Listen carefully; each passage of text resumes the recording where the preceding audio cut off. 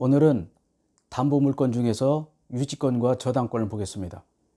먼저 시간에 봤지만 원래 담보물건에는 유치권, 질권, 저당권이 있는데 질권은 시험 범위가 아니죠. 질권에는 주로 전당포에서 시계, 반지, 가방 또는 휴대폰 등을 맡기고 돈을 빌려 쓰는 권리, 즉 동산을 담보로 하기 때문에 시험 범위에서 빠졌습니다. 그래서 유치권과 저당권만 배우는데 유치권은 우리가 배웠지만 법정담보에 속하고요. 질권, 저당권은 약정담보입니다. 즉 유치권은 법의 규정에 의해서 인정되는 것이고 질권과 저당권은 계약으로 해서 인정된다는 거. 자, 유치권을 보시겠습니다. 우리 교재 126페이지가 되겠습니다. 유치권. 우리가 예전에 그 유치장이라는 말이 있었죠. 유치장. 죄진 사람들 일단 가둬두는 경찰서에 유치장이 있었잖아요. 그때 나온 개념입니다. 유치한다, 잡아놓는다 그런 뜻이 되겠고요. 질권은 인질 잡고 돈 가져라 그때 나온 개념이거든요. 그래서 질권은 동산을 담보로 해서 시험 치지 않는다는 거. 자, 유치권 보시겠습니다. 유치권은 타인의 물건 또는 유가증권을 점유하고 그 채권의 변제를 받을 때까지 목적물 유치해서 물건을 내주지 않는 권리입니다. 특히 유치권의 목적물은 동산, 부동산 다 된다는 거 중요하고요. 자, 유치권은 타인의 물건이나 유가증권을 점유한 자가 그 물건에 관하에 생긴 채권이 변제의가 있다면 그 변제액에 갚지 않는 경우 목적물 유치해서 돈을 받을 때까지 물건을 안 내주는 권리다라고 보시면 되겠고요. 다만 유치권은 이 항에 보시다시피 점유가 적법으로 인정되어야 되지 불법 점유는 유치권은 되지 않는다는 거. 유치권의 성질은 점유하면서 인도를 거절합니다. 유치권자는 자신의 채권이 전부 변제될 때까지 누구에게나, 즉 목적물의 양순이든 채무자든 경락이든 누구에게나 유치권을 주장할 수 있습니다. 다시 말해서 절대권입니다. 아주 강력한 절대권이죠. 유치권은 점유를 성립 및 존속 요건을 하기 때문에 만약에 유치권자가 점유 상실하면 유치권은 자동 소멸됩니다. 유치권은 점유가 핵심이다. 유치권은 점유를 상실하면 유치권의 성립과 존속이 인정되지 않는다는 거. 자, 유치권은 점유를 성립 및 존속 요건을 한다는 거. 근데 유치권은 특이하게 세 가지 없습니다. 우리나라 법정담보로서 유치권은 첫 번째 우선 변제권이 없고 따라서 우선 변제권이 없기 때문에 물상대의성이 없고요. 유치권은 점유 상실로 소멸하기 때문에 점유 뺏기면 유치권에게 의해서는 쫓아가서 뺏어올 수 없습니다. 그래서 추급력이 없다 그래. 유치권은 깔고 있는 점유권에 의해서 뺏어와야 되지 이미 점유 상실로 유치권은 소멸하기 때문에 추급력, 추급은 추적, 쫓아가서 뺏어오는 힘이 없다. 여기 있죠? 추급력. 그래서 유치권에는 우물접다 외우시기 바라고요. 우물접다. 우물접다는 건 잘 외우시는데 나중에 보시면 우물초가 어디 없는지 모르는 분이 있어요. 유치권에는 우물접다, 우선변제권, 물상대의성, 추급력이 없다는 거. 자, 유치권은 좀 전에 배웠지만요. 법에 정한 법정담보죠. 그런데 법에 정한 담보로서 부동산인 경우라도 등기를 요하지 않는다는 것이 특징입니다.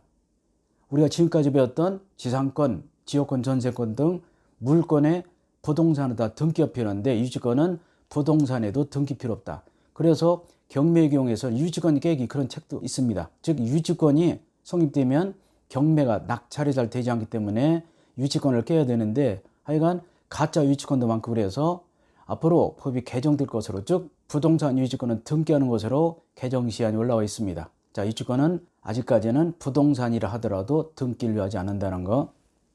그리고 담보물건의 공통성질이 일단은 다 있습니다. 부종성, 수반성, 불가분성 그러나 물상대의성 없다. 즉 보험금, 보상금, 손해배상금 등을 대신 합리해서 받지는 못한다. 우물접다, 유치권은 우선변제권, 물상대의성, 추급이 없다. 세 가지 없다는 것을 꼭 알아두시기 바라고요. 이에 반해서 저당권 다 있습니다. 바로 배우지만 저당권은 담보물건의 공통성질 네 가지가 다 있습니다. 유치권의 요건은 첫 번째 목적물은 타인의 물건입니다. 유가증권 중요하지 않고요. 내 물건이 아니라 남의 물건이다. 자기의 물건을 유치하는 것이 아니라 남의 물건을 자꾸 유치한다. 물건에 들인 비용 등을 받기 위해서 주로 유치하고요. 유치권은 그런 의미에서 타물건이다. 타물건. 타인의 물건에 대한 권리다. 자기 소유 물건이 아니라 타인의 물건을 잡아놓고 그에 들인 비용 등을 받기 위해서 물건을 잡고 인도를 거절하는 권리다라고 보시면 되겠네요. 이때 타인은 채무제 하나지 아니하고 제3자도 모방합니다. 누구 물건이든 그 물건에 돈을 들인 사람은 비용을 받기 전에는 물건을 절대 안 내준다. 그런 권리이기 때문에 그 물건이 채무자의 소유든 제3자 소유든 묻지 않는다는 거. 특히 유치권은 동산뿐만 아니라 부동산도 된다. 시계 고치고 휴대폰 고치고 수리비밖에 유치하는 권리뿐만 아니라 공사대금을 받기 위해서 유치할 수 있기 때문에 까딱하면 유치권은 동산만 되는 것으로 착각하시는데 그렇지 않고 부동산도 유치권의 대상이 된다 보시면 되겠고요. 자, 채권과 목적물의 견연성이 필요합니다. 견연성은 직접 연관성 그런 뜻인데 견인력, 견인차. 여러분들 이 견연관계로서는요 직접 연관된 관계라는 뜻인데 우리가 차 끌고 가자는 견인차, 견은 끌어당긴다는 뜻입니다. 그래서 우리가 쉽게 표현하면 직접 연관성, 시계 고친 번은 시계만 유치할 수 있고 스마트폰 고친 번은 스마트폰만 유치할 수 있지 다른 물건을 유치하지 못한다는 거, 그것이 바로 견연성, 직접 연관성입니다. 견연성, 잘 쓰지 않은 말인데 일상생활에서 볼 수 있는 것은 차, 견인할 때 그 견자미 끌어당긴다 그런 뜻입니다. 견연성이 필요하다, 직접 연관성이 필요하다. 그래서 시험은 유치권이 인정되는 것과 인정되지 않는 것이 주로 나오기 때문에 몇 가지를 외울 필요가 있습니다. 채권이 목적물 자체로부터 생긴 경우로서 주로 비용이 유치권 행사의 대상이 됩니다.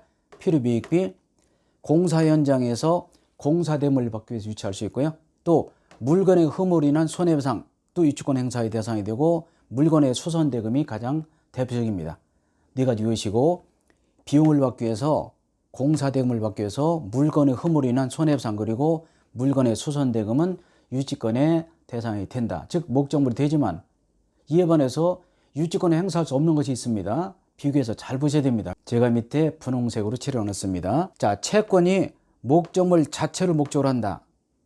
어렵죠? 이해가 중요합니다.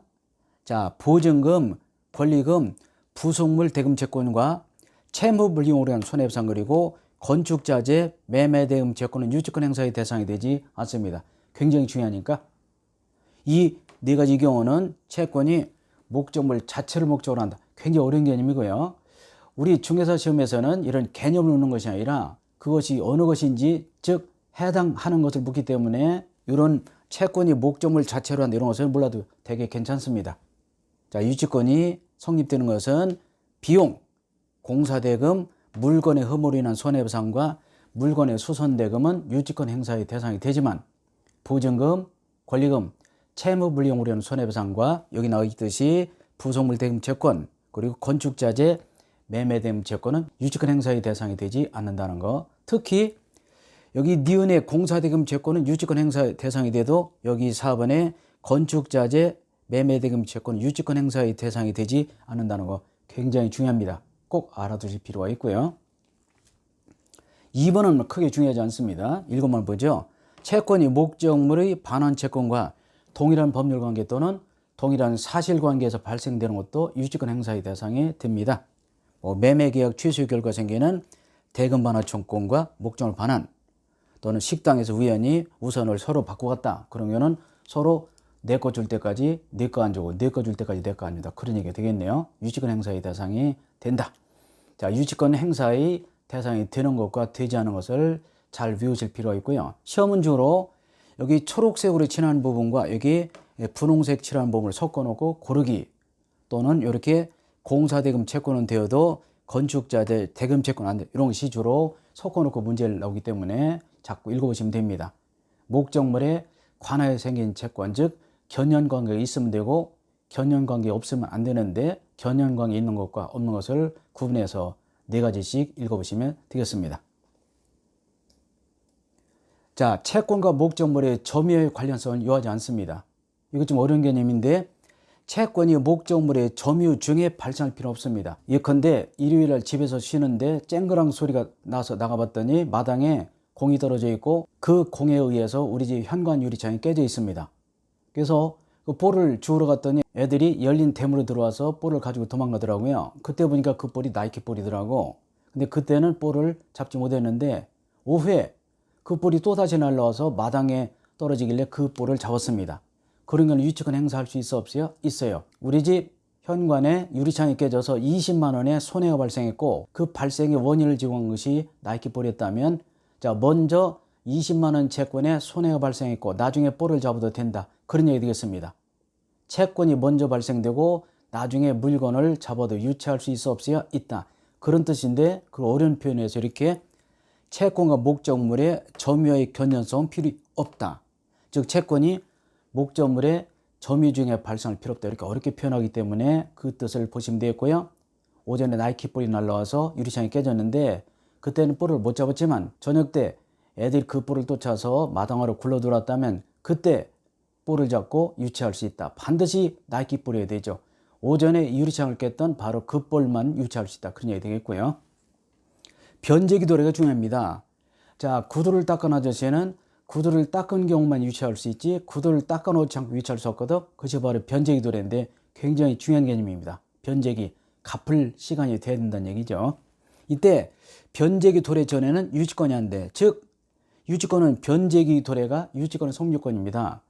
구두를 닦아놓고 스마트폰을 고쳐놓은 사람만 구두와 스마트폰을 유치할 수 있지 구두 닦아놓지 아니하고 스마트폰을 고쳐놓지 아니하고 유치할 수 있어 없어요? 없습니다. 그런데 변제기 도래가 다른 물건 즉 여기 질권이나 저당권은 경매유권입니다. 즉 실행유권이라는 거 굉장히 차이가 있습니다. 유치권에는 변제기 도래가 유치권은 성립권이다. 그러나 질권과 저당권에서는 계약으로 일단 질권 저당권이 성립하고 변제기 도래가 실행요건 즉 경매요건이다. 그 점에서 다릅니다. 굉장히 중요한 차이 잘 알아두시기 바라고요. 그리고 목적물을 점유하고 있고 점유는 직접으로 점유하든 간접 점유는 상관없습니다. 그러나 점유는 불법 점유는 안 된다는 것이죠. 즉 여기 보시면 임대차 계약이 끝난 후에 그러면 임차인은 물건을 돌려줘야 되죠. 건물 임차인이 그 건물에 대해서 비용을 지출했다. 이런 것은 불법 점유로 인한 비용 지출이기 때문에 그때부터는 유치권 행사할 수 있어 없어요? 없다. 즉 적법한 점유만 유치권 행사의 대상이 되지 불법 점유는 유치권 행사의 대상이 되지 않는다는 것도 중요합니다. 임대차 계약이 끝난 후부터는 불법 점유가 되기 때문에 그 임차 목적물에 비용을 들인 임차인은 비용을 청구하지 못한다. 또 비용을 받기 위해서 유치권도 행사할 수 있어 없어요? 없다. 그런 얘기가 되겠고요. 채권 발생 원인은 묻지 않고요. 문제는 6번인데 유치권이 배제 특약 없을 것. 다시 말해서 유치권은 임의규정입니다. 이게 특징입니다. 유치권은 임의규정이라는 거. 시험에 유치권은 법정담보물권이므로 이에 관한 민법 규정은 강행규정이다. 그럼 틀립니다. 유치권은 법정담보물권이지만 임의규정이다. 제가 예를 하나 들어보겠습니다. 세탁소 사장님은 세탁비 받기 전에 안 내주거든. 그런데 동네 세탁소라면요 일단 세탁물을 먼저 내달라 그러면 주죠. 원래 세탁소 사장님은 세탁비를 받기 위해서 목적물을 유치할 수 있습니다. 세탁물을 유치할 수 있는데 동네 세탁소라면 내가 당장 가진 현금이 없다면 세탁물을 먼저 받고 돈은 다음날 줄 수 있겠죠. 서로 협의하면 됩니다. 따라서 유치권은 법정담보이지만 임의규정이다. 이것이 굉장히 중요한 내용으로서 많이 속습니다. 유치권은 법정담보이지만 임의규정이다. 세탁소 생각하시면서 문제를 푸시면 문제가 풀립니다. 자, 조금 쉬었다가 판례를 보도록 하겠습니다.